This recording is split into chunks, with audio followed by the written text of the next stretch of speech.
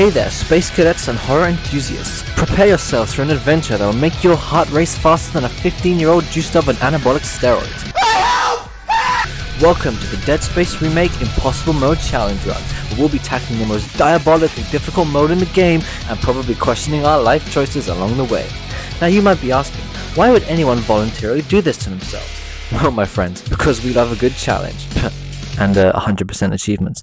And what better way to challenge ourselves than to enter a world infested with grotesque necromorphs who seem to have skipped their annual checkup at the space dentist.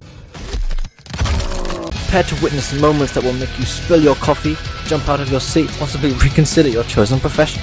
In this spine-chilling challenge, we'll navigate the treacherous halls of the USG Ishimura, where every shadow seems to hide something that wants to chew our faces off. We'll dodge, we'll die, and we might even resort to some unorthodox tactics, like serenading the necromorphs with a heartfelt rendition of I Will Survive. So, my brave companions, buckle up your spacesuit and ready your plasma cutter for a wild ride through the Dead Space remake, where we'll hopefully have our sanity by the end of it.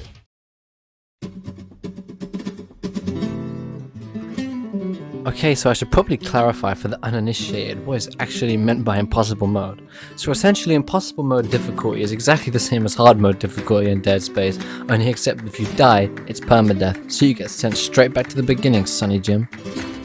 I should also mention that my weapons of choice for this run are the plasma cutter and the flamethrower, because honestly, you don't really need anything else to finish the game. If you've played Dead Space, then it may not surprise you that I didn't run into too much trouble in the first few chapters, as there's nothing that really stands out too much in terms of difficulty.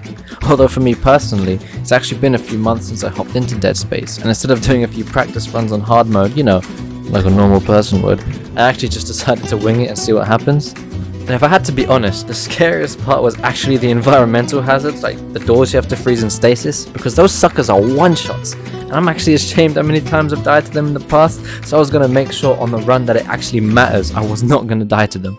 Another example of this is the centrifuge, also known as the area where all impossible mode runners return to in their nightmares. Honestly, it's not that deep, but if you're telling me that you're not stressed running across that ledge when you know damn well that any wrong step may be your last, then you're a braver man than me, I must say.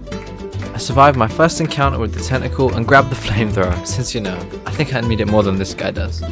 And the real reason as to why I like the flamethrower is just because, well, it makes quick work of whatever the hell these little things are. I did find myself in a little spot of bother at the end of chapter 4 in the Ishimura's engine room, as I had little to no HP, no heals, and the room was absolutely full of enemies. But you know, my thousands of hours playing the Souls games, which have absolutely zero correlation with Dead Space, meant I was able to survive the segment with no trouble. The fight with the Leviathan was pretty damn easy, and now it was time for the... Oh god. Okay, so yeah, I died, but what do you think I did after in this situation? Was it A, restart the run like everyone else would? B, play a Souls game? C, burn my PC? Or D, use the quit out exploit? If you said D, you are absolutely correct. We are using the quit out exploit. Let's go, boys. Continuing on, I made it to the second Leviathan fight, which I assumed would be a little tricky, but when you have a maxed out plasma cutter, everything in the game is pretty piss easy. I won't lie when I say the warhead room in the Valor had me on edge. In fact, the Valor as a whole was pretty damn annoying to get through deathless, especially with the coked up necromorphs moving at the speed of light just to rip me a new one. I watched Hammond do an impression of my mental health during this run, and then I could finally leave this godforsaken shit, man. When I got back to the Ishimura, for some strange reason, the cutscene with Mercer just straight up didn't load anyone else but Isaac, so it looked like he was just staring menacingly into nothing while shouting at himself like he'd lost his mind. Doesn't that seem fitting? This also meant that when Mercer's hunter broke through the glass to get me, there was just straight up nothing there, so yeah, I guess that was pretty damn easy. Speaking of the hunter, I made quick work of him with the shuttle's engine and then proceeded to load the marker onto the shuttle. And let's ignore the army and necromorphs I accumulated along the way. I survived another ambush and now it was time to start the final chapter. Oh boy. When I say that this is the hardest section for me personally, I mean it. The seemingly endless amount of enemies brought me inches from death on multiple occasions, especially in that final area right before the marker. But now as the challenge came to a close, all that was left was the final boss fight. I prepared myself for what may remove hours of my life, and you know what? Stop the dramatic music, because this fight was so stupendously easy that I'm actually shocked as to why anyone can call this impossible mode. I'm not even memeing, I literally almost did the fight hitless.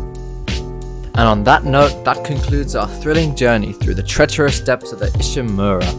Thank you for joining me on this thrilling odyssey. Remember to like, share, and subscribe for more fearless escapades into the realms of gaming challenges. Until next time.